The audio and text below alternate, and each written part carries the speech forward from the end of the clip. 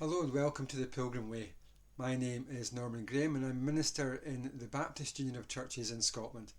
The aim of these signposts is to try and help to connect the text of the Bible with our everyday lives. Welcome to our series on the Sermon on the Mount, and I want to read a few verses today from Matthew chapter 5, verses 3 to 9. Blessed are the poor in spirit, for theirs is the kingdom of heaven. Blessed are those who mourn, for they will be comforted. Blessed are the meek, for they will inherit the earth. Blessed are those who hunger and thirst for righteousness, for they will be filled. Blessed are the merciful, for they will be shown mercy. Blessed are the pure in heart, for they will see God. Blessed are the peacemakers, for they will be called sons of God. Well, the first three Beatitudes express the journey to becoming a disciple of Jesus. It begins with a recognition of sinfulness, of poverty of spirit, that is then mourned over and finally dealt with because of the mercy of God. The second three Beatitudes express the kind of character that a disciple, as a forgiven person, becomes. They are hungry to do what is right. They are merciful and all that that means, as well as desiring to do the will of God. So it is reasonable to assume that such a person would be someone who makes an impact in the world. The question is, what kind of impact will they make? The last two Beatitudes tell us what kind of impact disciples will make in the world, and the first is in the realm of peacemaking. Now, we are all fortunate enough to live in an open, free, democratic society. Scotland welcomes all people and prohibits discrimination on the basis of a person's race, gender or religious beliefs. One aspect of living in such a society is there is a multiplicity of different religious faith beliefs, and I suppose that most of us are familiar with the big ones like Christianity, Islam, Hinduism and Buddhism and so on. But there's a few unusual ones as well. Particularly amongst what we might call the New Age beliefs. Apparently some of the old pagan religions are making a comeback, not that they ever really went away. One of the strangest religious beliefs in Scotland is Jedi, for it's not actually a genuine belief at all. It's a fictional religion based, of course, on Star Wars.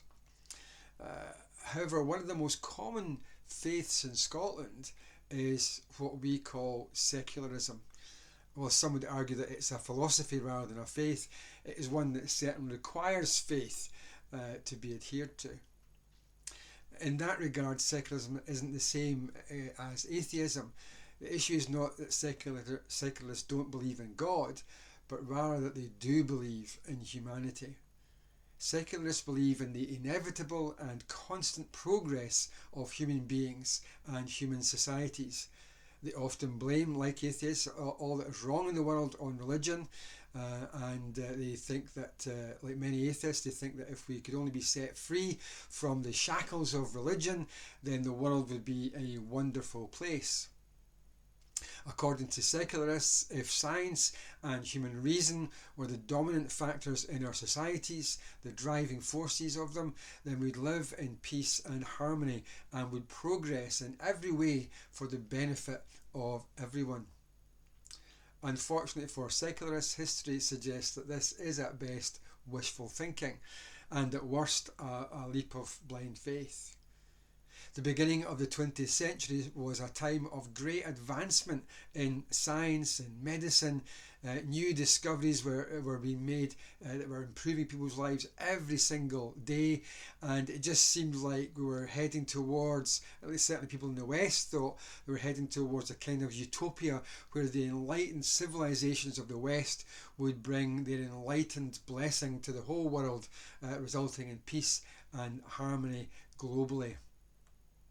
The dreams of human progress were shattered in 1914 with the First World War. It led to what's often called protest atheism, and many turned their back on God as a result of the supposedly Christian nations slaughtering one another. It's worth saying that the First World War, actually like the vast majority of wars since then, have nothing to do with religion. but everything to do with nationalistic imperialism, politics, human greed and sinfulness. With that in mind, the increase in secularism is strange. Both atheism and secularism fail to understand or take into account what the Bible refers to as human sinfulness. The assumption is that humans are basically good, and the evil that we do is only the result of perhaps a poor upbringing or a lack of education. However, history suggests that the Bible is actually correct and that humans are not good. In fact, we are evil to the core. A basic assumption of St. Paul's letter to the Romans is that there is no sin or evil that we would not commit if it were not for the grace of God at work in the world and in our lives, both his common grace and his particular grace. It's impossible to turn on the TV news or read a newspaper today without being confronted with the evil that is humanity. Violence and oppression, murder and genocide are everywhere we look. The unprovoked invasion of Ukraine by Russia, the ongoing war, and the mounting evidence of terrible war crimes and atrocities committed by the Russians against Ukrainian soldiers and civilians is a powerful reminder of the human propensity for evil. Let's not think that only Russians are capable of that. Even on a personal level, our lives are often more characterised by strife and conflict and broken relationships than by peace and harmony. We're all familiar with the pain and damage of interpersonal conflict.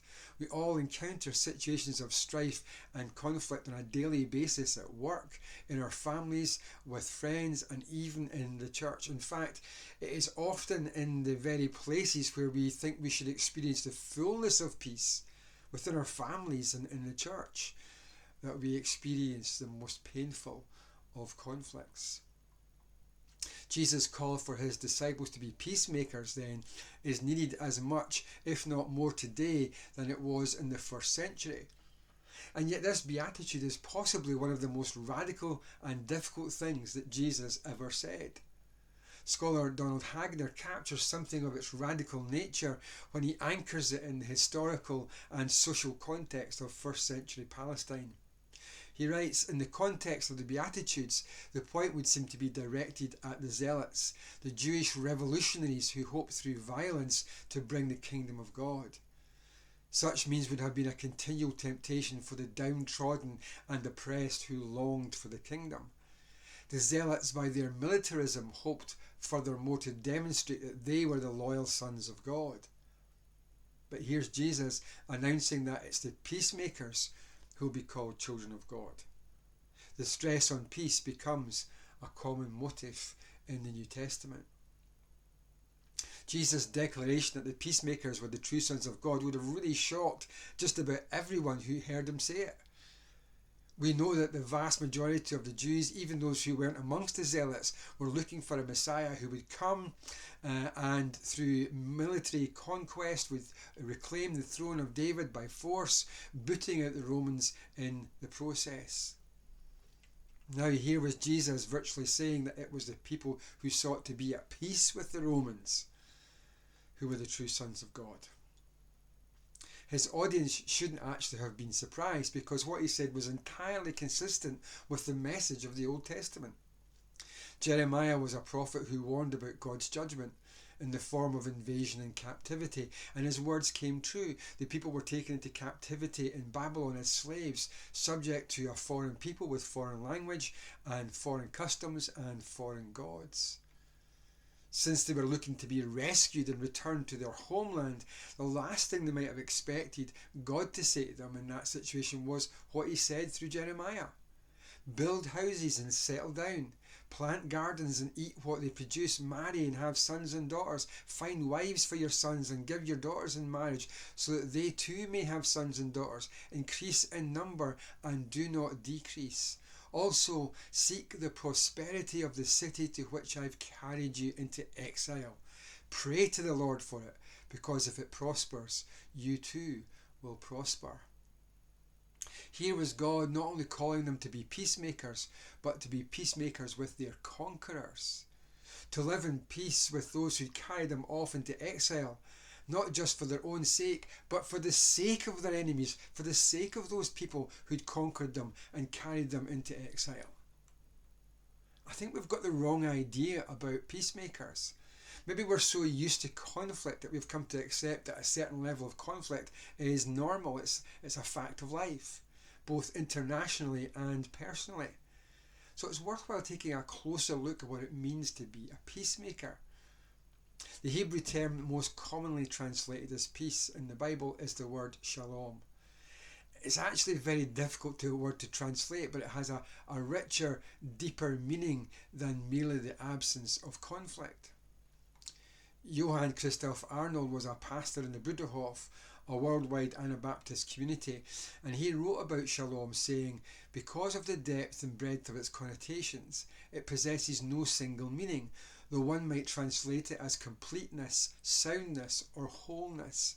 Shalom means the end of war and conflict, but it also means friendship, contentment, security and health, prosperity, abundance, tranquility, harmony with nature, and even salvation. And it means these things for everyone, not for a select few. Shalom is ultimately a blessing, a gift from God. It's not human endeavour. It applies to the state of the individual, but also to relationships among people, nations, and between God and man.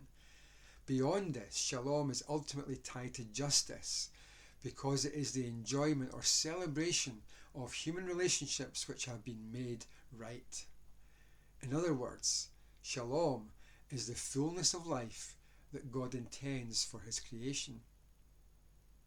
Peacemaking then is not merely to bring two warring parties together to negotiate the cessation of hostilities, it's also to seek the common good, to pursue social justice and equality so that shalom is felt in every aspect of society. To the unbelieving world, the church as it moves out in its peacemaking role is saying to the world, this is what God requires, this is what the kingdom of God looks like.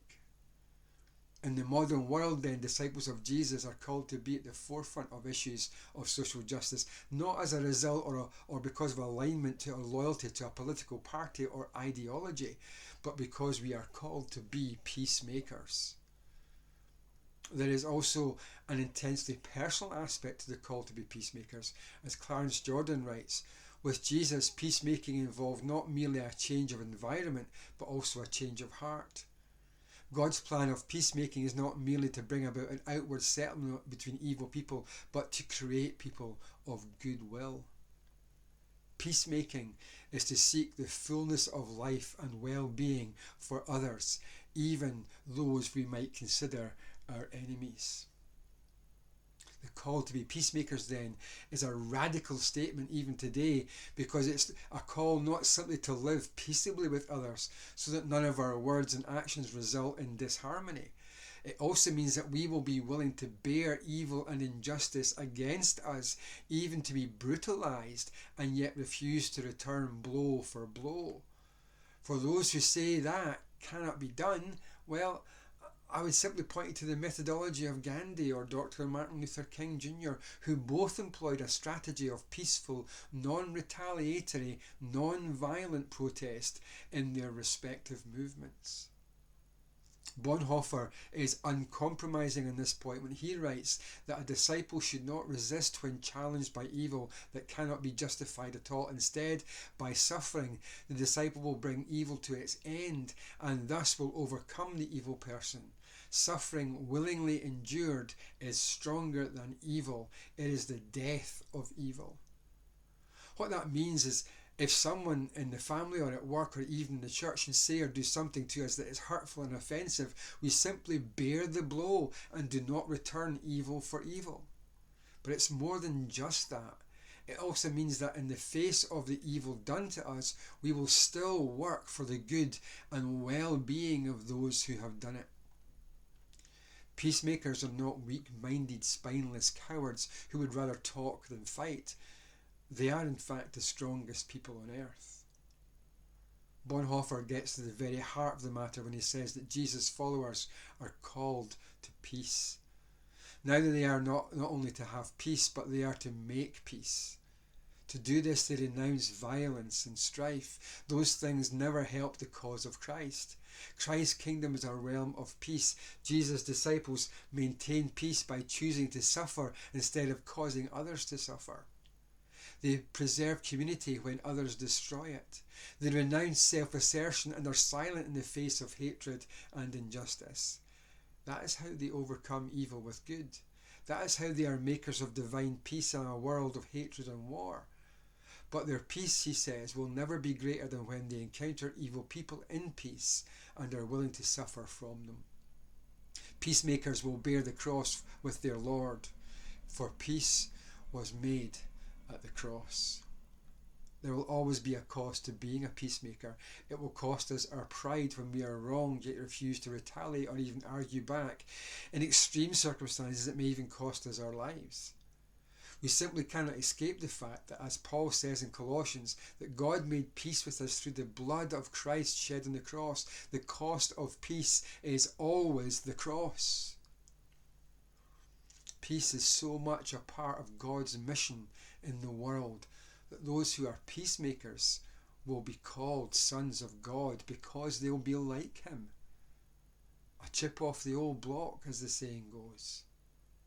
So we need to think about our circle of relationships and ask ourselves, how, through our words and actions, are we being peacemakers in those relationships? In other words, in our circle of relationships, in our communities, how much do we look like our Father in heaven? Thanks for listening.